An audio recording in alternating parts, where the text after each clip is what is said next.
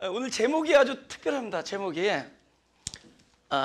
평범한 다윗과 나, 그리고 특별하신 하나님. 그죠? 제목이 멋있잖아요? 우리는 자꾸 뭐 다윗이 특별하고 그런 생각하는데, 그죠? 그래서 평범한 다윗과 나, 그리고 특별하신 하나님. 그래서 오늘 이제 본문을 말씀드리기 전에 약간 그 배경을 미리 제가 설명을 해드려야지 더 이렇게 이해를 할 겁니다. 그래서 배경은 뭐냐면은 다윗이 그 사울에게 쫓기잖아요, 그죠? 쫓기다가 어떤 노비라는 그 동네 가서 혼자서 너무 배고프니까 헐레벌떡하니까, 그때만 해도 다윗의 명성이 있었잖아요. 사울이 죽인 자는 몇이요? 1000이요. 다윗이 죽인 자는 만만이라. 굉장히 명성이 있었는데, 그 사울이 다윗을 죽이려고 하는 거는 사람들이 모를 거 아니에요. 그래서 막 도망가다가, 그죠? 헐레벌떡 도망가다가 어떤 동네 가서 제사장에게 먹을 걸 달라 그래요. 근데 먹을 게, 야, 여기는 제사장 외에는 못 먹는 진설병밖에 없다. 그거라도 달라 그럽니다. 그거라도 좀 몇 덩이 달라고. 그러면서, 근데 왜 이렇게 혼자 계시냐 그랬더니 다윗이 거짓말을 해요. 일단은 살아야 되니까.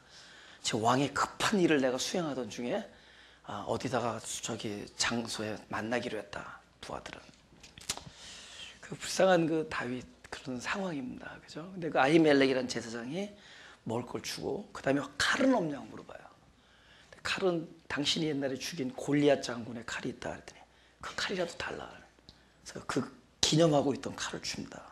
근데 옆에 그 도액이라는 사람이 있었어요. 그 목자장이라고, 그때 좀 높은 사람이에요. 그 이제 그 일종의 그 사울의 측근이죠. 근데 그 상황을 봅니다. 보고 나중에 사울이 왔을 때 고자질을 합니다. 이 사람이 다윗에게 먹을 것과 칼을 줬다. 근데 그 아무 잘못 없이 먹을 것 칼을 줬는데 다윗이 결국 아히멜렉을 죽입니다.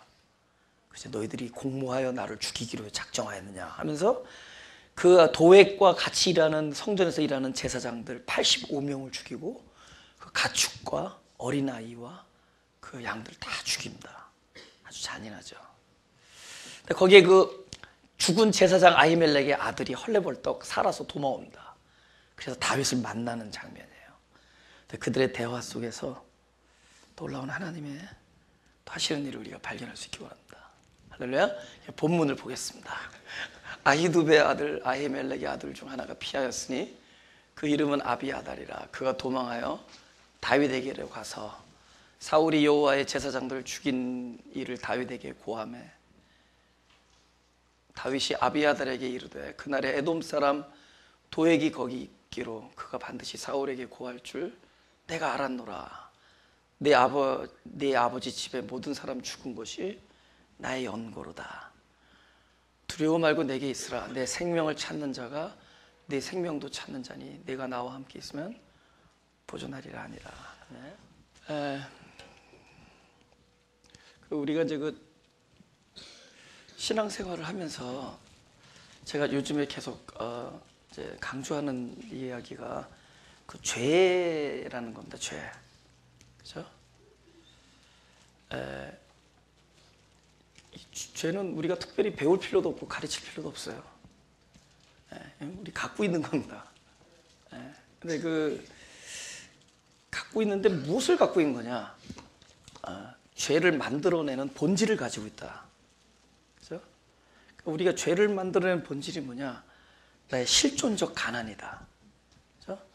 예를 들면 사랑하고 싶은데 사랑이 안 되는 거 어떻게 해요? 그죠? 용서하고 싶은데 용서가 안 된다. 그런 용서라는 것 앞에 우리는 참 가난한 사람이다, 그 뜻입니다. 용서 앞에서 누구를 잘 존귀하게 여기고 섬기고 싶은데 그 섬김이라는 어떤 그 대전제 앞에서 우리는 실로 가난한 사람이다. 그죠? 어떤 그 욕심이라는 거 있잖아요. 유혹 이런 것들이 있는데, 그죠? 그것들을 이겨내기에는 우리가 너무 연약하다. 이겨내기에는 너무 연약하다. 결국은 그래서 그것에 대한 가난, 그것에 대한 불능, 그것이 드러날 때 그것이 죄라는 것으로 모습을 나타냅니다. 어떤 무엇이 드러나냐? 내 안에 있는 나의 상태가 드러나는 겁니다. 그죠? 그래서 그럼 하나님은 뭐 하시는가? 우리의 드러난 그 죄에 대하여 하나님이 하시는 일을 하신다. 그죠? 죄에 대해서는 용서하시고 죄성은 치유하시고 그리고 죄인을 구원하십니다. 그죠?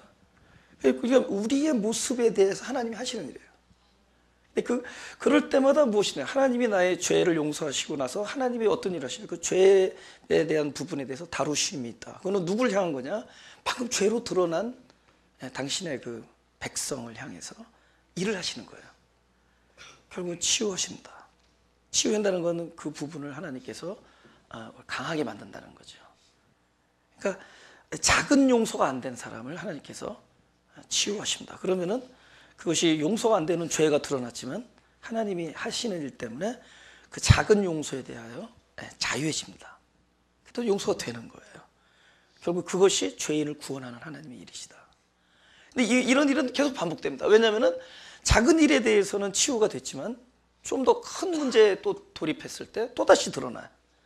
그러니까 어떤 적당한 얘기는 다 우리 용서가 돼. 이 사람이 용서 못하던 사람이 어느 날 용서가 안 되는 거예요. 그건 더 큰 자기의 어떤 또 실존의 무력함을 건드리는 사건이 온 겁니다. 그럼 그것에 대해서 우리가 나타나는 일은 뭐냐? 또 다른 죄다.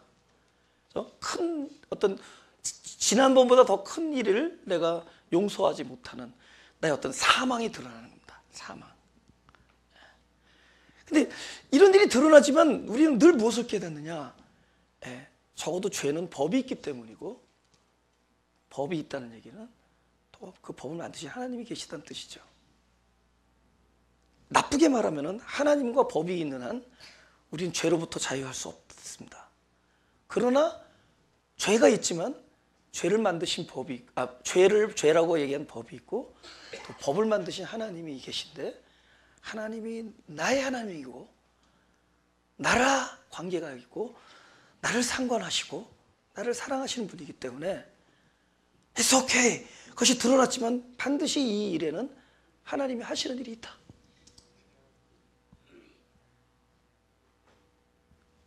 그걸 막 우리 포커스가 이 종교적인 활동은 이 죄를 분석하고 어떻게 하면 여기서 벗어나느냐 거기에 목적을 두는데 이 초점을 살짝 어디로 하나님께 돌려야 되는 거예요.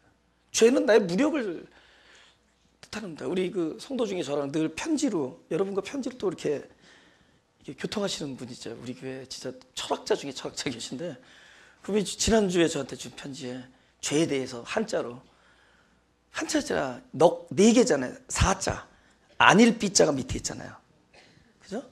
예를 들면은 내가 지나가는데 길거리에 막 그 노숙자 막 몸에 때도 막 때가 그냥 덕지덕지 있는 목욕도 하는 노숙자를 부업상에서 데리고 우리 안방에서 재운다 치자고요.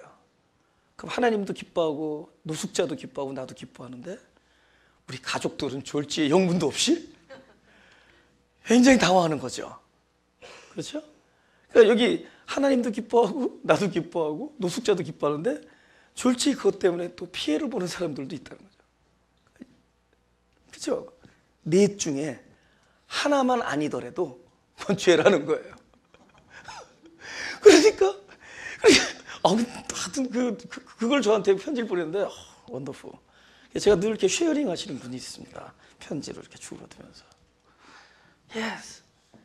우리가 죄로부터 자유할 수가 없습니다. 우리에게 법이 있는 한 거기서 자유할 수가 없습니다. 그러나 지난번 죄에 대해서 우리가 때로는 자유함을 있습니다.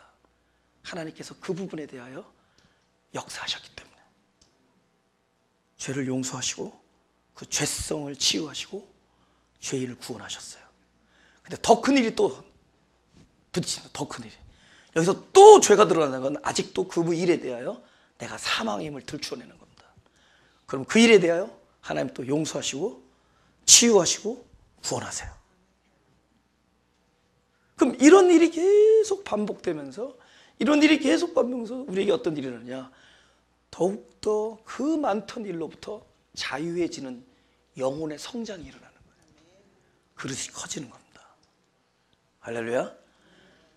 지금 성경은 그들이 이렇게 살았으니 우리 또 이렇게 살아야 된다를 가르쳐주는 교훈서가 아니라는 거예요. 성경에 있는 모든 사람들은 하나님의 백성이라는 거고, 공통적으로 하나님이 사랑한다는 것이고, 공통적으로 그들에게 하나님이 반드시 하나님이 되신다는 거죠. 모든 사랑하는 백성들에게 하나님은 약속하시고 성취하시는 분이시고, 그들이 어딜 가든지 함께 계시고 하나님의 뜻을 이룰 때까지 떠나지 아니하는 사람들입니다.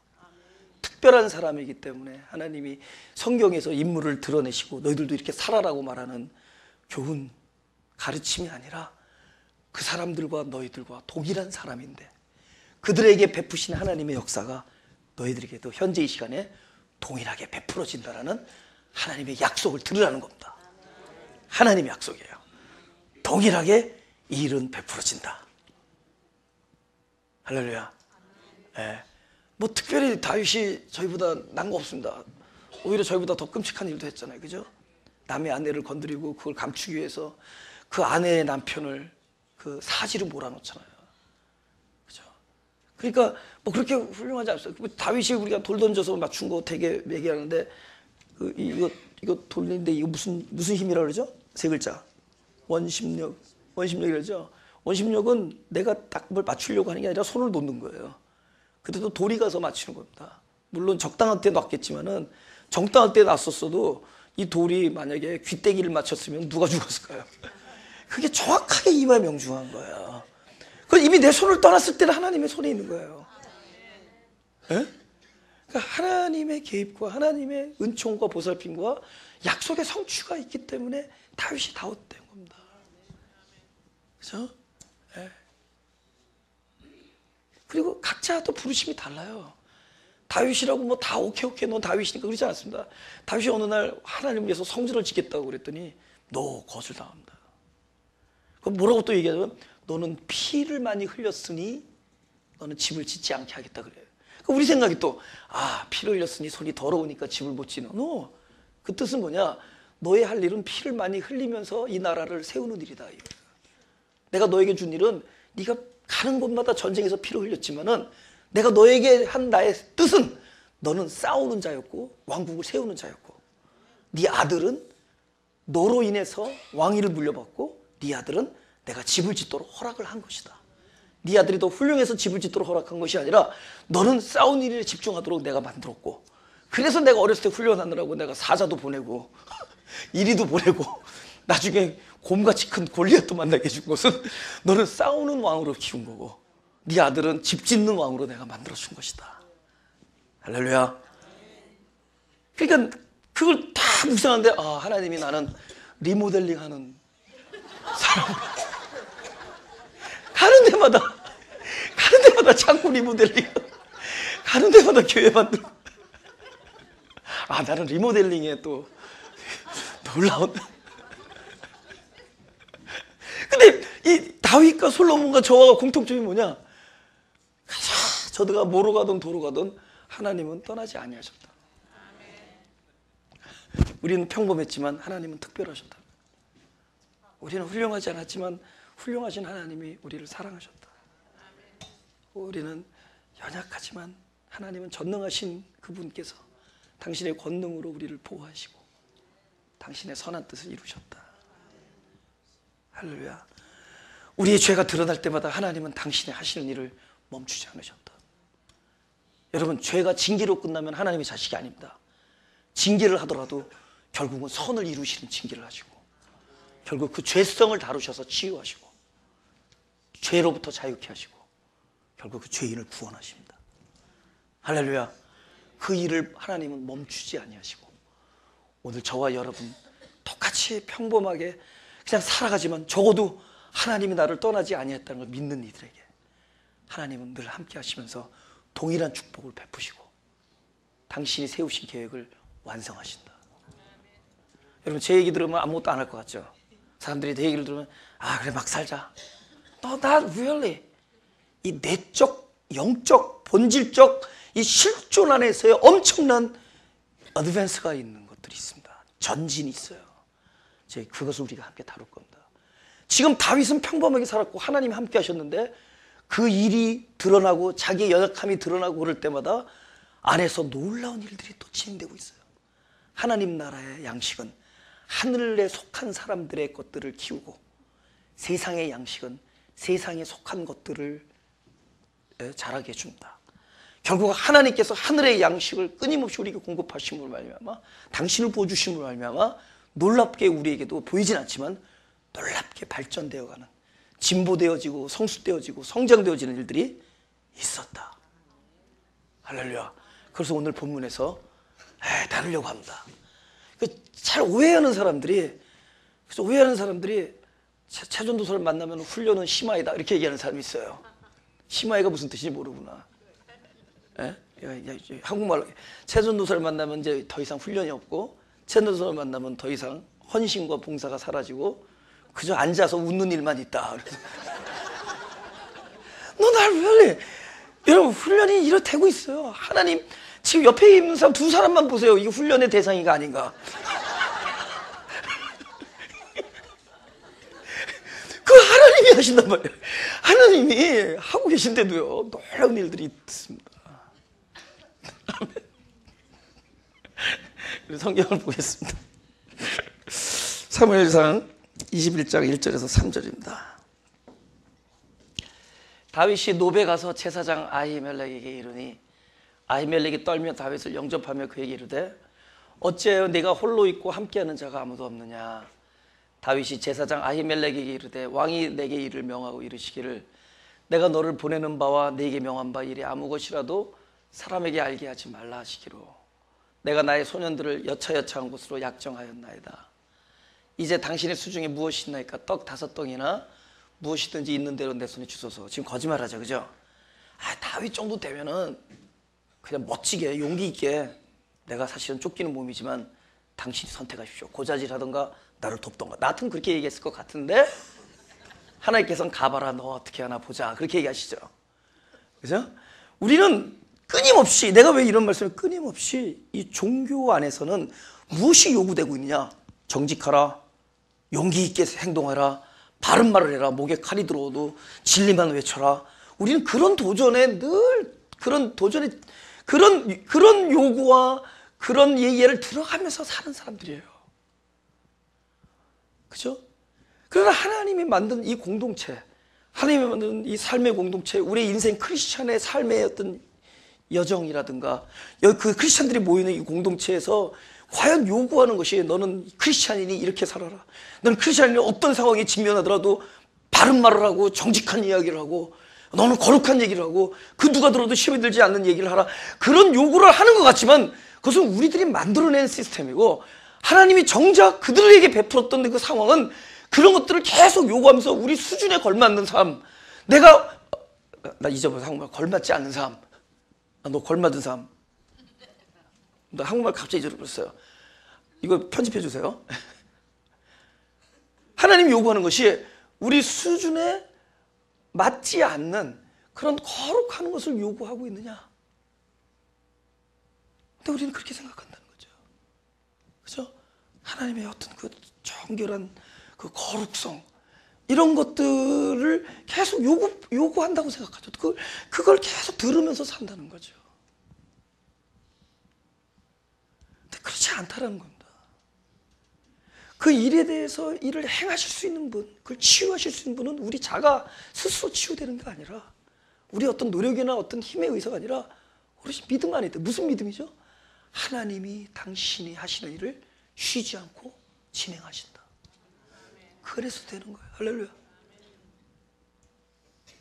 여기 우리 그러잖아요. 어떤 목에 칼이 들어와도 너는 진리를 말해라, 정직하게 행동해라. 물론 어느 날 용기가 생겨서 할 수 있다면 하자는 거죠.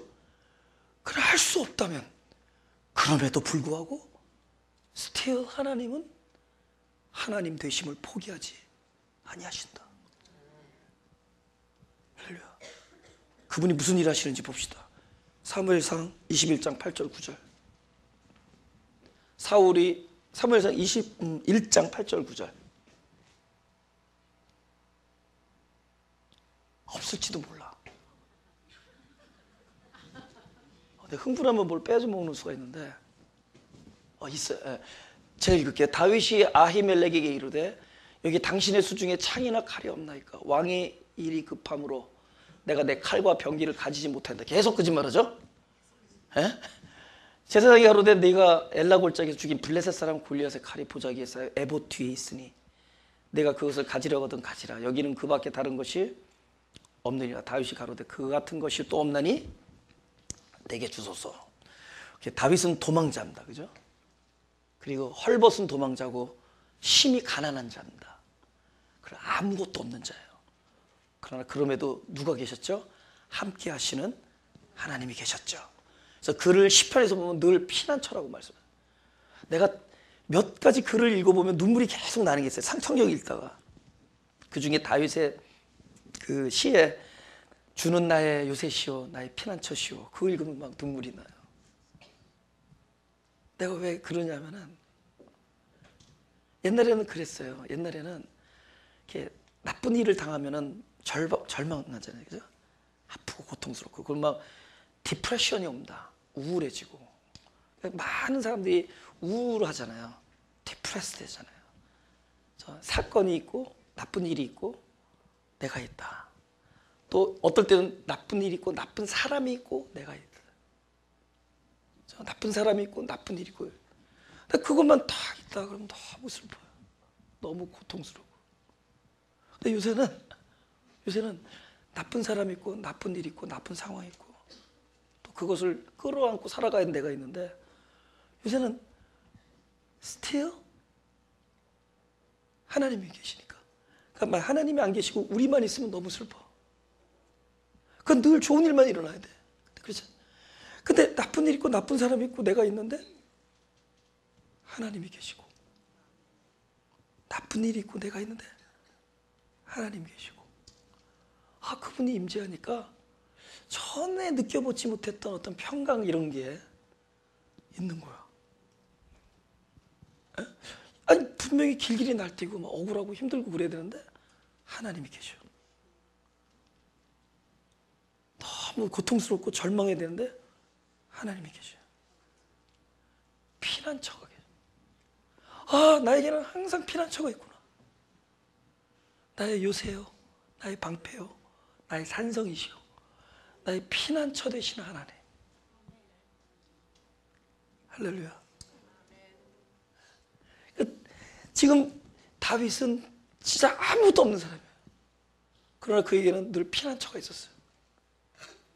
하지만 피난처가 있음에도 우리는 연약하기 때문에 하나님 앞에서도 우린 때로는 거짓말을 하고 핑계를 삼고 변명을 하고 때로는 막 걸고 넘어지기도 하고 그렇습니다.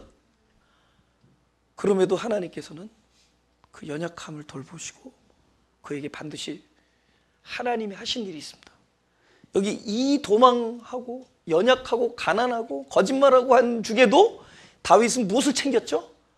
떡과 칼을 챙깁니다.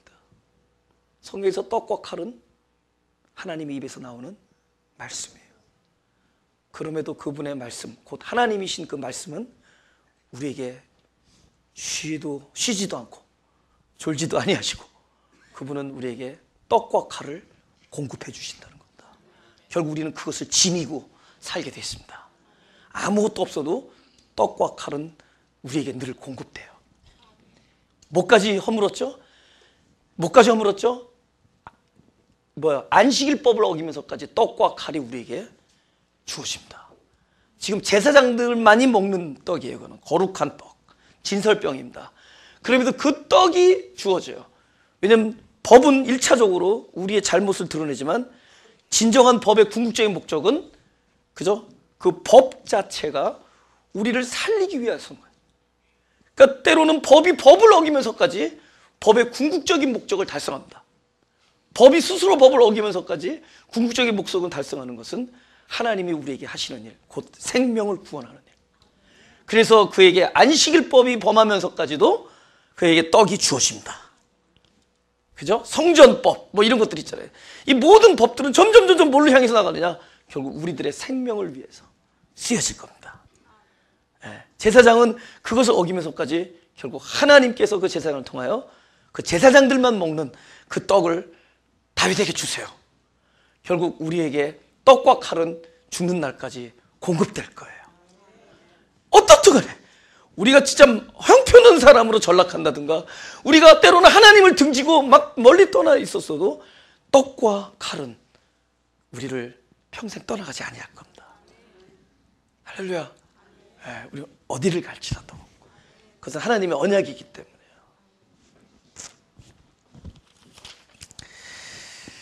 마태복음 12장 7절에서 8절입니다.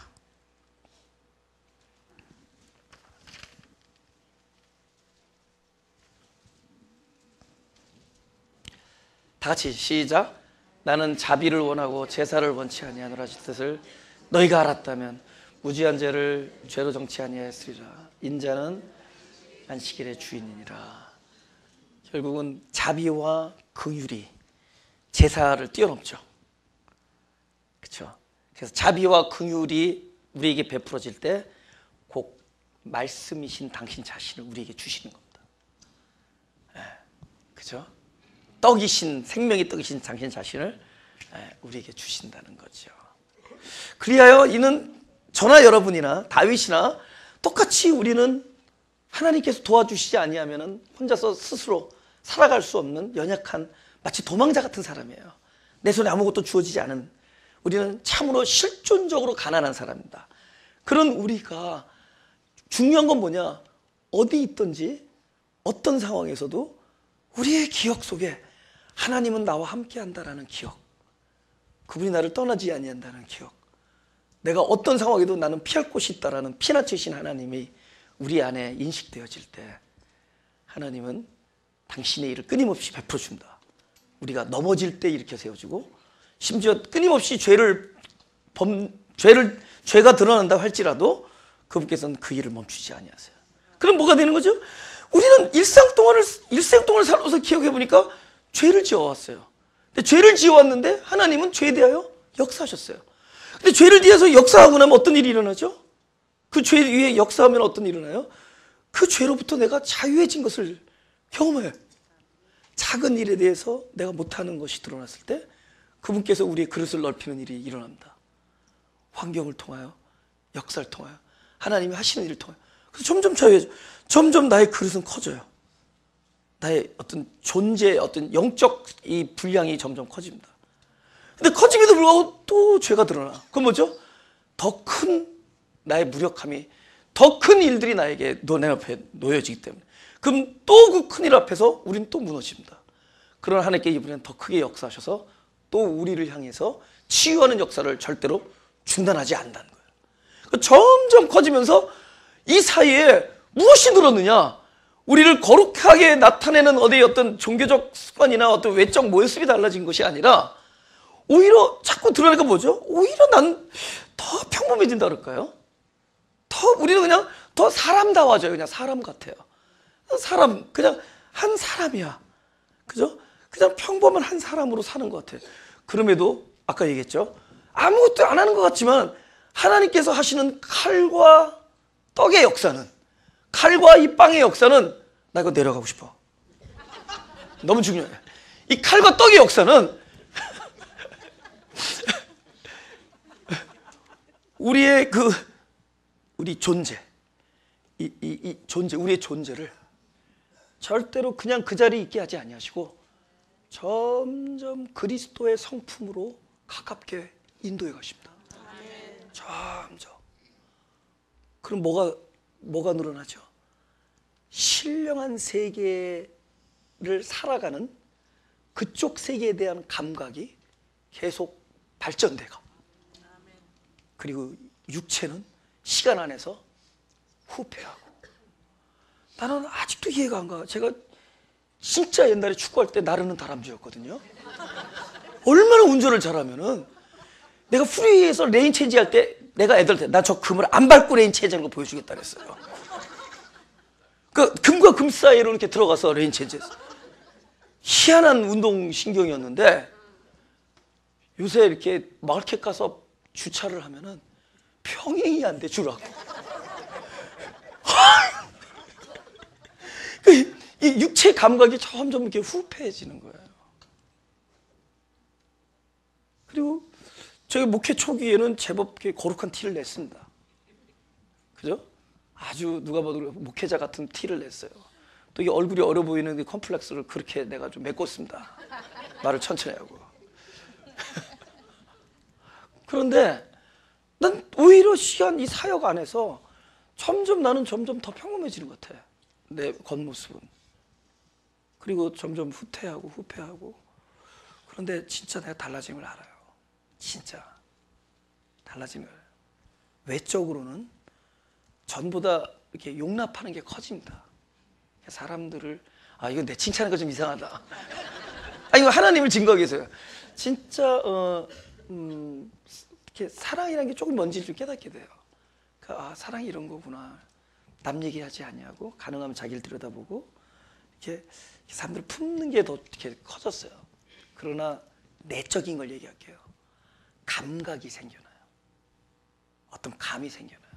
영적인 감각. 그러니까 하늘에 속한 자로서 하늘에서 내린 위에서 세상이 주는 것이 아니라 아버지가 주시는 것을 이렇게 읽어나가는 눈이 자꾸 생긴다.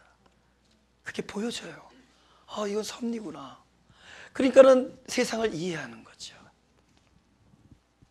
전에는 막 웬만하면 막 그냥 반응해 버리잖아요. 근데 반응하지 않고, 왜냐면 표면보다 뒷면이 자꾸 보이니까, 현상보다 내면의 본질이 보이니까 넘어가는 일들이 생겨요. 그래서 더 평화해지고 더 평강해지는 거예요. 그럼 내가 뭘 특별한 일을 하냐? 아니, 하나님이 하셨어요. 하나님은 끊임없이 그러니까 어떤 상황에서도 무엇을 그치지 않았느냐? 칼과 떡을 주시는 일을 중단하지 아니하셨어요. 우리에게 칼과 떡을 주시는 일을 중단하지 아니하시면 어떤 일을 하냐? 우리의 하늘에 속한 자로서의 어떤 우리 존재, 참된 영원한 존재의 성장은 절대로 스탑하지 않는다는 거예요. 여러분, 외적인 변화에 신경 쓰지 마세요. 제일 중요한 것은 칼과 떡을 끊임없이 챙기는 일에, 하나님께서 어떤 상황에도 이 도망자, 피난가는 자, 아무것도 없는 우리들에게 그것을 챙겨주는 일을, 여러분, 그것을 끊임없이 획득해 나가면서 갈 때 우리의 내적 세계, 신령한 자로서, 신령한 그 하늘에 속한 자로서 하늘 것을, 하늘의 보물을 보물로 여기고 그것을 누릴 수 있으며, 하나님만이 줄 수 있는 평강과 의와 희락과 자유를 누릴 수 있는 감각이 우리에게 점점 커져 나간다. 누구에게 일어났죠? 다윗에게 그 일이 일어난 겁니다. 그렇기 때문에 다윗이 누구에게 이런 얘기를 하느냐? 그 부하들한테 하는 얘기가 있습니다. 그 24장 2절에서 7절입니다. 사무엘상 24장 2절에서 7절. 사울이 온 이스라엘에서 택한 사람 3천을 거느리고 다윗과 그의 사람들을 찾으러 들염소 바위로 갈새 길가 양의 우리에 이른즉 굴이 있는지라. 사울이 그 발을 가리우러 들어가니라. 지금 이게 용변을 보는 겁니다. 간단하게 해드릴게요. 발을 가리운다고 이렇게 표현한 건데 그 용변을 보러 들어간 거예요.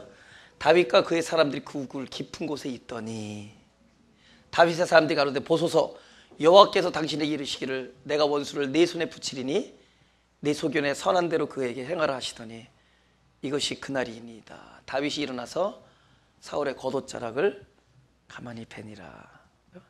그리한 후에 사울의 옷자락 뱀을 인하여 다윗의 마음이 찔려 자기 사람들에게 이르되 내가 손을 들어 여호와의 기름 부음을 받은 내 주를 치는 것은 여호와의 금하시는 것이니 그는 여호와의 기름 부음을 받은 자가 됨이니라 하고, 다윗이 이 말로 자기 사람들을 금하여 사울을 해하지 못하게 하니라. 사울이 일어나 굴에서 나가 자기 길을 가니라. 여러분, 우리가 자꾸 이거 다윗을 칭찬하죠, 그죠? 하나님을 칭찬해야 됩니다. 이렇게 행동할 수 있도록 하신 하나님께 감사해야 돼요. 보세요. 다윗이 끊임없이 하나님께서 공급하시는 그의 분의 사랑과 이 역사 속에 그것이 어디에서 생겨난 것이냐? 판단력이 좋아진 것이 아니라, 결정력이 좋아진 것이 아니라, 논리와 인식이 늘어난 것이 아니라 안에 새롭게 태어난 하나님과 연합한 그 생명, 영적 생명의 감각이 점점 발전한 겁니다. 영적 감각이 발전해. 그는 무엇에 의해서 사느냐? 논리나 지각으로 살지 아니하고 그 새롭게 태어난 새로운 존재, 영적 두 글자 영적 본능. 할렐루야. 50점. 오케이. 영적 본능으로 사는 거예요. 본능. 그렇게 해서 야곱이나 다윗이나 베드로나 모든 하나님께 속한 자들은 젊었을 때 끊임없이 실패합니다. 그 사이에 하나님이 일을 하셔서 마지막에는 영적 본능으로 너무나 귀한 하나님의 일을 그 손과 입술과 발을 통하여 이루게 돼요. 그런 일이 이 안에서 일어나는 거예요. 그러니까 지금 우리 같으면은 야 3,000명일 나를 쫓아 이거 한 잡겠다고 이 3,000명을 말이 그렇지 3,000명 그죠? 여기 좀 한 얼마야? 한 300명? 예? 꽉 차면 300명이냐 그죠? 3,000명 데리고 그 발을 그걸 쫓아다니는 거예요. 근데 그 중에 3,000명 2,999명은 바깥 있고 딱 연결을 보러 내 아치트에 들어왔어. 그러니 우리 생각에 이거 This is given by God. 그죠? 이건 하나님에 의해서 주어진 것이다. 하나님이 이 사람을 내 손에 붙였다. 그쵸? 우리 그렇게 얘기할 거 아니에요. 논리나 지각이나 판단이나 합리나 또 우리들이 여태까지 들어왔던 훈련이나 인식 안에 있다면 이건 하나님이 주신 기회다. 그죠? 아니 그렇게 얘기했을 거예요. 그죠? 논리나 지식이나 판단이나 지각은 근데 뭐죠? 본능. 야 무슨 교회 갔더니 본능을 얘기하네. This is very important. 제가 왜 본능을 얘기하면서요? 나도 본능으로 이 본능을 얘기하는 거예요. 내가 본능으로 얘기하는 거예요. 제가 논리나 지각이나 판단이나 합리나 인식으로 이성으로 얘기하는 게 아니라 저도 저에게 본능을 주셔서 그 본능으로 입을 여는 겁니다. 할렐루야. 놀랍죠? 하나님이 하시는 그 감각이 생긴 거예요. 그러니까 본인도 생각할 수 없는 이야기를 하는 거예요. 이건 기름 부음이다. 이것은 하나님이 판단하신다. 그 놀라운 결정이 자기 안에서 일어난 것이 아니라 하나님이 그 안에서 일으키신다. 다윗은 평범하게 사는 거예요. 도망가야 되는 상황이니까 도망갔을 뿐이고 피난 가야 될까 피난 갔을 뿐입니다. 그럼에도 늘 하나님은 함께 하셨다. 내가 연약할 때도 하지, 내가 강할 때도 했지만 연약할 때도, 내가 거룩할 때도 했지만 그렇지 않을 때도 늘 그는 함께 계시고 나의 가난에 대하여 그는 칼과 떡으로 반응하셨다. 우리는 그것을 계속 원해. 우리의 영적 감각은 계속 깊어지면서 우리는 결정적인 순간이에요. 보통 때에 얘기하지 말자고. 결정적인 순간에 그 사람 행동에서 딱 나오냐? 그 안에 누가 있느냐. 그때 그분, 그동안에 칼과 떡으로 공급하신 하나님이 나오시는 거예요. 할렐루야. 놀랍죠? 네. 그 다음 또 뭐에 자유하느냐? 22절을 보겠습니다. 네. 다윗이 아비아달에게 이르되 그날에 에돔 사람 도액이 거기 있기로 그가 반드시 사울에게 고자질할 줄 내가 알았노라. 다 같이 시작. 내 아비 집의 모든 사람 죽은 것이 나의 영고다.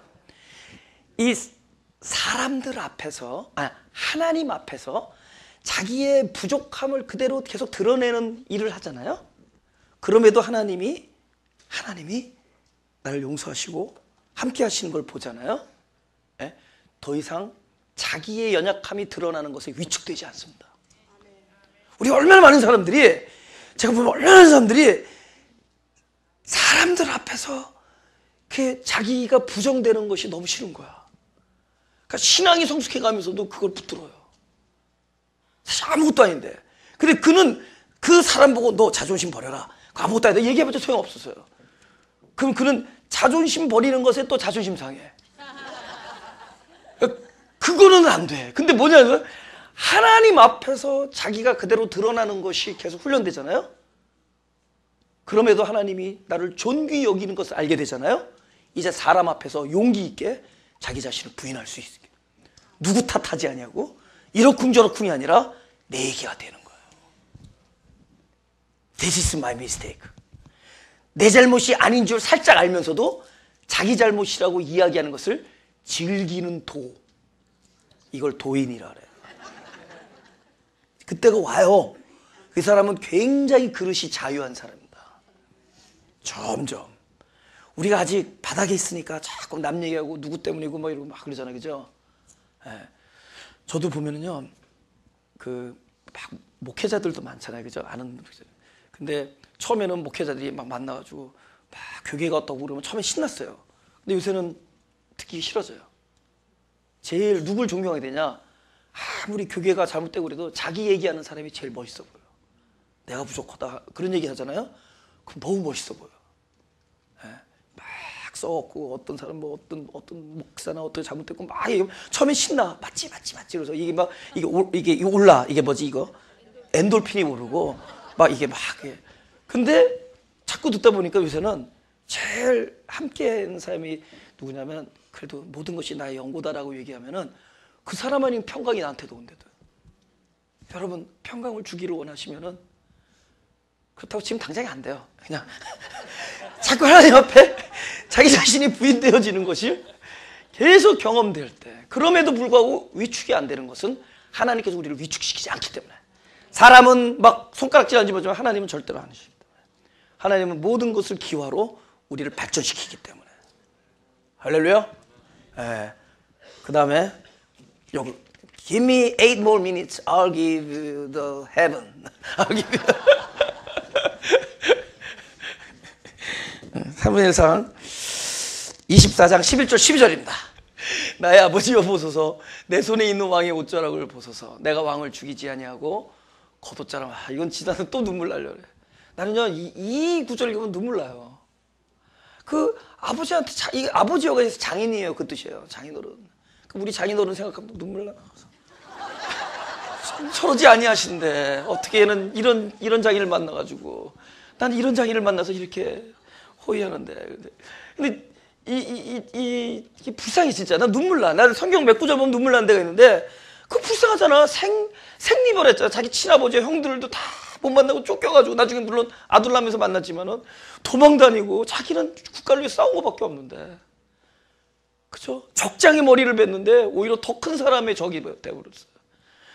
그래가지고 근데 그것도 죽이지 않고, 그죠? 근데 딱 옷자락을 벤 거야. 살짝 옷을 벗었을 거 아니에요. 용변을 보들고 옷자락을 싹 뺐어. 그리고 절로 나가니까 멀리 있으니까 여기서 보니까 아버지요 그러는 거야. 이 장면을 제가 얼마나 그 불쌍한 다윗인가. 아버지여 보소서, 내 손에 있는 왕의 옷자락을 보소서. 내가 왕을 죽이지 아니하고 겉옷자락만 베었은즉 나의 손에 악이나 죄가가 없는 줄을 아실지니라. 왕은 내 생명을 찾아 해하려 하시나 나는 왕에게 범죄한 일이 없나이다. 11절 다시 시작. 여호와께서는 나와 왕 사이를 판단하사 나를 위하여 왕에게 보복하시려니와 내 손으로 왕을 해하지 않겠나이다. 보세요. 다윗이 가는 곳마다 사울은 쫓아갔습니다. 그죠? 사울은 누구 생각만 할까요? 다윗. 그러면 다윗은 사울을 피해갑니다. 그러면 다윗이 생각 중에 사울. 그는 어떻게 느끼죠? 사울 때문에 여기 와 있어요. 사울 때문에 헤어졌고, 사울 때문에 도망갔고, 사울 때문에 광야에서 살아요. 척박한 이 광야에서 살아요. 근데 다윗의 생각에는 사울이 나를 이렇게 왔지만 그는 늘 머릿속에 누구죠? 온통 여호와. 피난처이신 여호와. 그의 생각은 전부 여호와예요. 그렇기 때문에 모든 일을 여호와께. 여호와. 할렐루야. 보세요. 창세기 50장 20절도 요셉 얘기입니다. 형들 때문에 그랬어요. 당신들은 나를 해하려 했으나 하나님은 그것을 선으로 바꾸사 오늘과 같이 만민의 생명을 구하게 하셨다. 여러분 생리별했어요. 생고아가 되고 완전 노예가 되고 요셉이. 그러면 그 사람 그럴 거 아니에요. 내가 그 낙찰기만 안 들었어도 그럴 거 아니에요. 그때 그 사람 내가 이렇게 된 게 그 사람. 근데 온통 그 사람을 머리채 속에 있어야 되는데 어느 날 하나님이 이렇게 하셔서 하나님이 허락하셔서 하나님의 놀라운 뜻을 성취하게 해요. 온통 머릿속에 누가 있는 자야? 여호와, 나의 피난처시오. 나의 온통 여호와가 있는 거예요. 할렐루야. 내가 어디에 있든지 함께 계신 분을 받고 어디로 가든지 나를 떠나지 않은 여호와를 받기 때문에 이제 매사 모든 일을 사람의 의도보다 지금 하나님이 하실 일, 그 뜻이 온통 내 머릿속에 있는 거예요.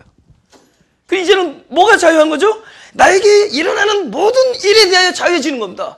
나에게 일어나는 모든 일을 여호와로 돌릴 수 있어요. 여호와, 당신들은 이렇게 하려 했으나 여호와, 온통 그분의 생각으로. 그렇죠? 하나님 앞에 자기를 옷을 벗는 것을 끊임없이 경험한 사람은 사람들 앞에 자기를 부인하고, 오히려 다른 사람을 원망하고 하던 그 손가락이 이제 뭘로죠? 당신들은 그렇게 했지만 it doesn't matter. 나는 어디에 있지? 당신을 나를 광야로 몰았으면 그곳에는 피난처이신 하나님, 당신이 나를 이곳으로 몰았으면 이곳에선 예배의 대상이신 하나님, 당신들이 나를 가난하게 만들었다면 나에게 공급이 되시는 말씀이신 하나님, 나의 생명이신 하나님. 우리는 끊임없이 어떤 일이 일어나도 용서하시는 하나님과 공급하시는 하나님과 그 여호와로 내 머릿속을 온통 가득 찰 겁니다. 할렐루야. 그것으로 찬다. 마지막으로 23절 읽겠습니다. 본문 23절 마지막 줄. 야, 모든 것의 시종을 하나님께 드릴 수 있다면, 그죠? It's okay. 그렇게 우리를 만들어 갈 겁니다. 모든 일의 처음과 마지막을 하나님으로 돌릴 수 있는 사람으로 우리를 키워갈 겁니다. 떡과 칼을 끊임없이 공급받는 한 그분은 그렇게 역사하실 거예요. 그러니까 정직하게 사는 거예요, 하나님 앞에. 그러나 항상 He is with me, 나와 함께 있는. 여러분, 자동차 그 트래픽 생기면은 하나님이 찬찬히 가면서 이야기하자 그렇게 나한테는 들려요. 진짜로도요. 트래픽 생기잖아요. 나 별로 짜증 안 나. 이렇게 막 급한 사람이 진짜 천천히 가면서 이야기하자 그렇게 들린대도요. 근데 괜히 안 그러는 사람들이, 평소 때 하나님이랑 안 친한 사람들이 사람들 앞에서 지나쳐 가려고 해요. 하나님과 얘기해야 된다 그러고. 사람들이 할 때는 사람들이 충실하란 말이에요. 평범하게. 그죠? 그러나 혼자 있을 때, 자동차에서 천천히 갈 때 그분이 함께 계신 그분의 순소리 한번 들어보여요. 아, 이건 천천히 가면서 만나래. 그러고는 뭐야? 쓸 일이 생겨요. 그래서 빨리 가면서도 만나지만은 어때 빠를 때, 야, 나 티켓값 못 낸다 이 소리도 들려요.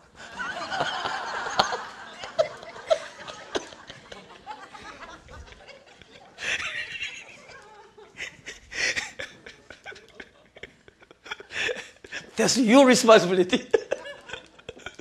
마지막 절 우리 다 같이 23절 읽고 시작. 두려워 말고 내게 있으라. 내 생명을 찾는 자가 내 생명도 찾는 자리. 내가 나와 함께 있으면 보존하리라 하니라. 그러니까 지금 아비아달의 아히멜렉의 아들, 제사장의 아들이 막 살아나서 다 죽일 때 혼자서 도망가서 살아나서 다윗에게 오니까 걱정하지 말라는 거예요. 너를 죽이려는 사람이 나를 죽이려는 이다. 그럼 우리는 이렇게 얘기하죠. 너를 찾는 사람이 나를 찾아오니까 내가 위태하리라. 아니, 우리 보통 사극에서 보면 그래. 내가 위태하리라. 근데 오히려 그는 이 상황에서 무슨 얘기를 하느냐? 네가 나와 함께 있으면 세이프하다. 다윗이 어디서 그분이 나의 힘이시오, 그분이 나의 방패시오, 그분이 나의 요새시오, 나의 산성이시오 얘기한 줄 아세요? 다윗이 그것을 노래할 수 있게 된 그 배경이 다윗 자기한테 아무것도 힘이 없을 때 그걸 본 거야. 다윗이 만약에 자기를 따르는 백성과 자기를 지지하는 모든 그 후원자들과, 그죠? 자기를 그 지지하는 많은 사람들과 그 국력과 뭐 군인들과 물질과 이런 것들이 있었다면은 어쩌면 그 입에서 여호와는 방패시오 그런 말 좀 못 나와요. 그죠? 여호와는 나에게 방패를 주시고 여호와는 나에게 요새를 주시고. 근데 그분 자체가 요새고 방패고 피난처시고 그분 자체가 나의 힘이시고 생명이고 산성인 것을 그는 자기에게 아무것도 없을 때 본 거예요. 아무것도 없을 때. 오히려 도망자 신세야. 칼도 없고 먹을 것도 없고 근데 그는 그걸 봤어요. 그렇기 때문에 오히려 자기가 동일한 경험을 있는 자에게 두려워 말라. 너는 세이프하다. 내가 세이프한 것처럼, 내가 보존된 것처럼 너도 보존하리라. 그러면 그런 걸 본 사람들을 만나는 사람들은 어떤 것을 얻게 돼요? 너가 만나는 사람마다 복을 얻을 것이다. 어떤 복을 얻게 돼요? 내 안에 있는 평강이 그들에게도 전해질 거라는 거죠. 내가 늘 두려워하고 늘 고민하고 늘 안타까워하는 사람이라면 나를 만나는 사람마다 그들은 늘 고민하고 두려워할 겁니다. 그러나 내가 아무것도 없지만 내가 평강과 안식과 하나님이 함께함을 내가 가지고 있는 사람들은 내가 가는 곳마다 만나는 사람마다 그들이 동일한 어려움에 처했어도 오히려 내 안에 있는 위로를 그에게 전해줄 수 있다는 거죠. 다윗이 한 일이 아니에요. 다윗이 스스로 그것을 얻기 위하여 그 세이프티와 그 보존과 안정성을 얻기 위하여 그가 특별히 노력한 일이 아닙니다. 그를 사랑하시고 그를 택하시고 그와에게 언약하시고 그와 함께 하셨던 하나님의 사랑과 긍휼하심이 다윗으로 하여금 이렇게 용기 있는 사람으로, 그런 이야기를 할 수 있는 사람으로, 결정적인 순간에 하나님 나라에 판단할 수 있는 사람으로 만들었다는 거예요. 그렇다면 그 일은 누구에게 일어나죠? 바로 우리에게 일어나요. 할렐루야. 동일한 심령이 가난한, 마음이 가난하고 우리가 진짜 실제로 물질적으로도 아무것도 없고 고립되고 외톨배기로 있어도 딱 하나, 그분의 임재가 있다면, 그분의 임재가 있다면 우리 인생이 뭐죠? 나의 힘이 되신 여호와요, 나의 생명 되신 여호와요. 가슴에 손을 대시고 주를 기도하겠습니다. 하나님, 감사합니다. 우리는 참 평범하고 연약하지만 하나님은 특별하셔서 당신의 일을 반드시 성취하심을 알게 해주시니 감사합니다. 우리의 연약함과 죄가 드러날 때마다 하나님은 찾아오셔서 그들을, 성경에 나온 많은 사람들 용서하시고 구원하신 것처럼 우리를 용서하시고 구원하시고 또 그 와중에 우리로 그 죄로부터 자유케 하시는 하나님의 놀라운 말씀의 역사로 인하여 감사를 드립니다. 우리가 늘 헐레벌떡 도망하는 신세에 진짜 어쩔 수 없는 가난을 껴안고 살아가지만 하나님께서 평생을 통하여 떡과 칼을 예비하시고 공급하심을 알게 해주시니 감사합니다. 이로 인하여 늘 당신께서 공급하시는 그 말씀으로 인하여 우리로 늘 자기 자신을 부인할 줄 알며 남을 원망하거나 탓하지 않으며 오로지 하나님만을 모든 것의 시종을 하나님께 드릴 수 있으며 그 다음에 그 신령한 세계에 속한 자로서 신령한 그 축복을 우리가 이렇게 새길 줄 아는 어떤 영적 감각을 가지게 되는 놀라운 축복을 하나님께서 해주시니 감사합니다. 이제 우리의 인생 여정 끝내어 강 건너 언덕 이를 때 그야말로 예수님이 우리를 인도하셨으며 하나님께서 우리 일생 동안 나의 요새요 방패시며 산성이었으며 나의 피난자였다는 것을 노래하며 찬미하는 우리의 인생이 되게 하여 주옵소서. 주님을 사랑하며 감사드리며 예수님 이름으로 기도드립니다. 나의 피난처 예수 의지해요. 나의 피난처 예수